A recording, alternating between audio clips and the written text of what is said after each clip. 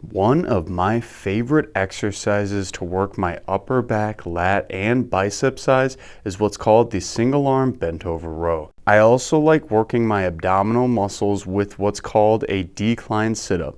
This decline sit-up machine makes it much harder than a normal sit-up because of that decline position.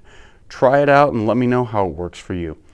Jefferson curls are a great exercise to improve your lower back flexibility and also stretch out your hamstrings.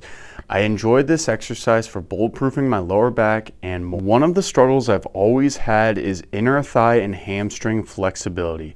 This exercise I'm doing right here on the cable machine will help with exactly that, in addition to stretching out your lower back. And when you're finished with that, you can do a foot elevated ATG split squat, one of the staples in my workout program for bulletproofing my knees and hips. And to make sure I don't neglect my rotational strength, I did some chops here with a low setting on the cable. To improve my shoulder health and work my grip strength a little more, I did some mace swings with a fairly heavy mace.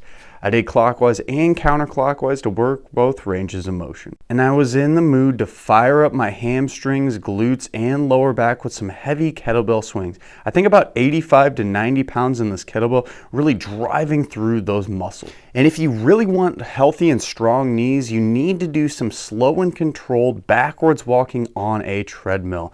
I can't speak highly enough of this exercise, and also like it because any age, any ability, and any pain level can do it.